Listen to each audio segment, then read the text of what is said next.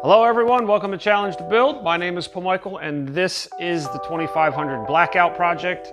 It is a 2004 Chevy Suburban 2500 four-wheel drive, and it has the big 8.1 496 cubic inch engine in it. It was in need of some repair. I put it in for state inspection, and what this vehicle actually needed was it needed shock absorbers in the front, it needed wheel bearings in the front, and it also needed tires in order to pass inspection. What this vehicle got was far from just the basic stuff. And I'm going to kind of break down a little bit of what was done and the costs in this video. So for this video, I have the work that was done to this truck broken down into 7 different categories. And the first of which we are going to start with is the mechanical end of things. And the work that was done mechanically, in no particular order, goes as follows. Front brakes, which were Wagner's. Front rotors, which were ACDelcos. Front and rear shocks. The front shocks were ACDelco, the rear shocks were Skyjacker BlaxMaxes. And then to go along with the shocks, this truck was optioned with the Z55 RPO code, which is the auto ride. And what I ended up doing was running normal shocks and bypassing the auto ride system. So I had to buy a shock simulator kit from Casper's to go along with that. So that was kind of wrapped up into the shock prices. Also, to finish out the mechanical end of things, I bought Moog wheel bearings for the front. All of the work that was just named and listed came in at right around $878.86.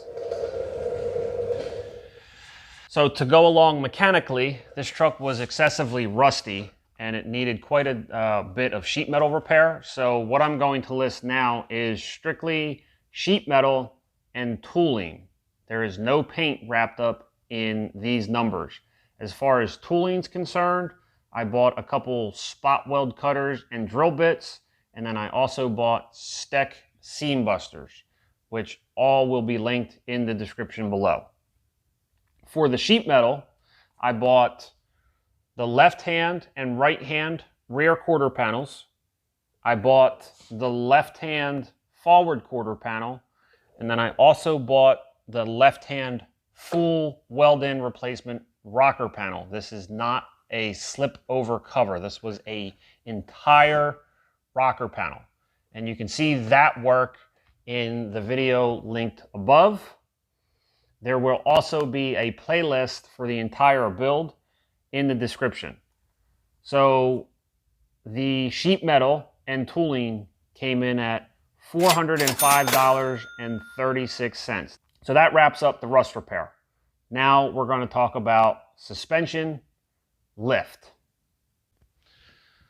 So while doing the mechanical work and the rust repair work, it was only natural to try to lift the vehicle, and that's what I did. I knew I was going to run some oversized tires, so I wanted to prepare accordingly for that. So what I went ahead and did was I bought a set of torsion bar leveling keys for the front, along with front shock extenders. In order to do the torsion bar key work, I had to buy the torsion bar key removal tool, so that's wrapped up in this number. And then for the rear, I opted to go with something really mild, and that was an 1.5 inch cast iron block, which came with new U-bolts.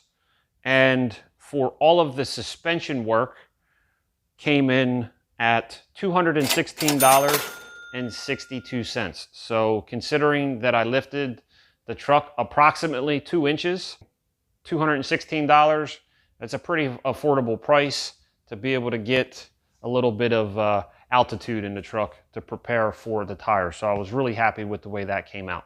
Doing the work for the suspension in the front was a little bit of a fiasco, and you can see that fiasco linked in this video. So go ahead and check that out as well. Now that we've talked about mechanical, the rust repair, the suspension lift, we're going to talk about the 2500 HD front end conversion. Now, if you've been following along in the build, you will notice that the hood has been changed back to the original hood. I have a 2500 HD hood, which has that bigger, what I call like bull nose in the front. I took it back off so that way I could paint it. So I do have the hood, it's just not on here. But since we worked on the altitude adjustment, we needed to work on the attitude adjustment. And in order to do that, I converted the entire front end over to the 2-year only 2001 and 2002 2500 and 3500 HD front ends, which really just consists of the bumper cover and the grille. The hood is optional but in order to complete the 2500 HD look, you're going to need the hood. The bumper, I reused the bumper, so it was pretty basic, pretty simple. There's a lot of information out there regarding the conversion. I actually also have my own video that I will link. Depending on how thrifty you can find some of the parts or most of the parts in the junkyard. If not, the cost could range from cheap to very expensive. But for my costs, it consisted of the hood, the bumper cover, the grille, and then I also had to buy some new bumper brackets because mine were rusted out. And all of that came to $396.16, and $200 of that was for the hood. So that's what it cost me for the parts. Again, none of these numbers include the paint work. The paint work is going to come up in another category, and also the lights fall under a different category as well. So you will notice that the lights have been replaced from stock. We'll catch that in a couple of minutes. Which now brings us to the paint work. Section number 5. The paint work on this is very broad because it's going to cover everything from the body moldings, the custom two-tone paint for the black, the bed liner kit for the rocker panels, and then also the paint work that was done on the rear quarter panels as well. The rear quarter panels, the touch-up paint for that came from American Touch-Up. It was custom ordered for the color code 805K, which is spiral gray metallic, which that came out fantastic. Again, video linked up above. The bed liner kit came from Samurai. I used that on all of the body moldings, running boards, rocker panels, and bumpers. It also covers the undercoating for this, which was my most recent video. The undercoating for this was kind of like a mishmash of a lot of different things. I used the Rust-Oleum turbo cans up inside my fender wells. I also used Rust-Oleum gloss black paint to put my first coat of paint on underneath the truck. And then I top coated the Rust-Oleum with Duplicolor TR250 to kind of give it a little bit of a texture coat. So kind of like a huge mishmash of pieces and parts for the undercoating. Prior to the undercoating, the rust conversion coating I used was Curaseal. So even the Curaseal treatment that I did on the frame, which was extremely extensive, is all wrapped up within the paint category.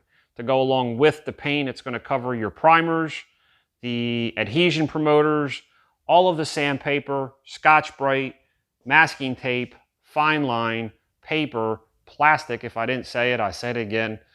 But very broad category. And a lot was done. So this has custom paint, full undercoat, body moldings, painted bumpers, lots of paint work. So for the paint, that number comes in at $747.60.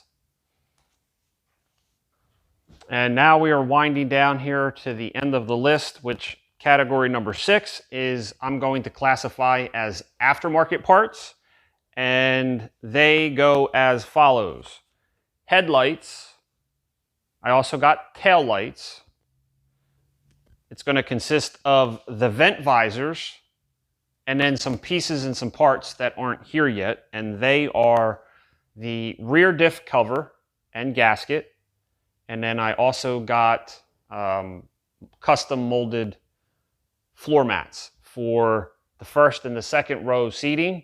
I still have to order the third row and then the cargo mat. So I'm still working on that, but all of that is wrapped up in the aftermarket parts, and that comes in at $538.04. And we are back where we started in the front, talking wheel and tires, section number 7. We are going to start with the wheel. The wheel is Raceline Renegades 892s. It is their 8-spoked black with chrome center cap. And they are 16-inch rims with a 4.5-inch back spacing and a 0-degree offset. And they are wrapped in Discover AT3 XLTs 285/75 R16s. And I don't know if you can notice this, but I didn't detail this truck for this video. I actually drove it in. I've been putting some miles on it, and in the first initial 100 miles that I have on this truck already, these tires are freaking amazing. I absolutely love these things. I generally run General Tire. I have a set of Discovers on my other truck, and I figured I would try running them again. And yeah, very, very low on road noise. Super aggressive tread. They got this super aggressive sidewall, which makes it look really mean and tough. And super impressed. I love these things. I'd buy another set in a heartbeat. So I was going to run General Grabber AT2s, but they were not in stock. So this was my second option. And I bought these off of Amazon. There will be a link in the description for these. And I just kept the wheel and tire something simple. I didn't want to do like an oversized rim because as the rim gets bigger, they get more expensive. And as the rim gets bigger, so does the tire. The tire gets more expensive. So this was just a real budget-friendly tire and wheel combination that just worked with the overall look of the truck. And honestly, I really couldn't be happier with it. And it just looks really, really aggressive and completes the overall blackout look that I was going for. So the wheel and tires, along with the lug nuts, came in at $2,009.08. So now, as far as the grand total, the number that you've probably all been waiting for, and if you've been doing your addition, you should probably already have it. But the grand total for, you could say, the restoration on the 2004 Chevy Suburban 2500 with the 8.1 comes in at, drum roll please, $5,191.72. Now, was it worth it? I think it was. Obviously, you are going to have a different opinion, and that's okay. Considering that they do not make this truck anymore, I think it was worth it. I think it was well worth it. I absolutely love the look of it. It runs great. It looks great, and it's practically brand new all the way around.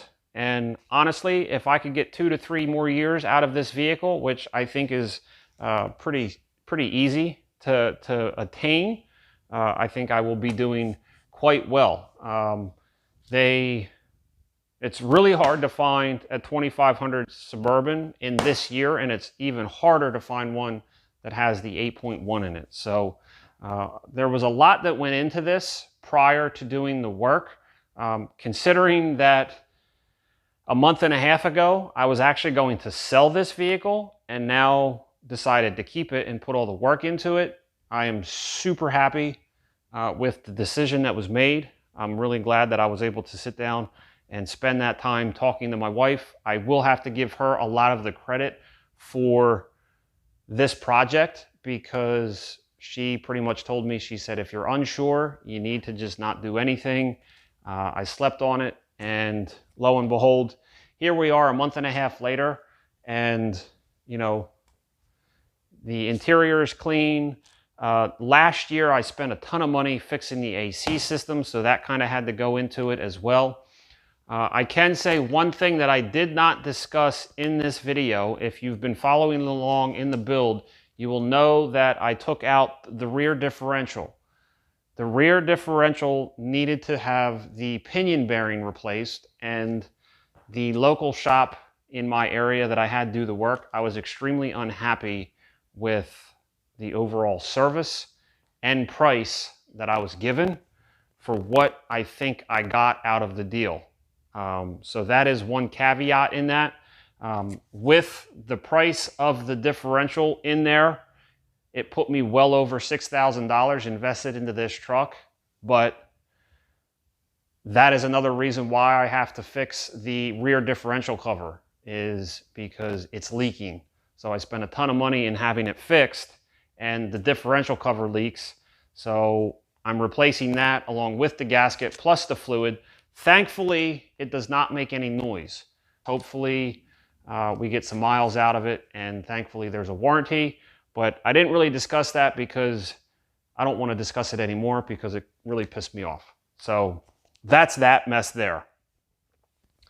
So that's the end of this video. Hopefully you've enjoyed it. You know, it's not the end of the project. There is still more work that I need to do to it. We had discussed painting the 2500 HD hood. I have a can of paint that I still need to use to blend the driver's door. And again, that's kind of already wrapped up in the cost of the paint. And if we're lucky, you know, is a project ever really done? I don't think it is. Maybe if I become YouTube famous, we can get this thing back in here and maybe spice it up under the hood and maybe put a supercharger on it. They make them. We're gonna need one. We'll see what happens. So thanks for watching this episode. Now it's time for you to go out and challenge your build. My name is Michael, and I will see you in upcoming video.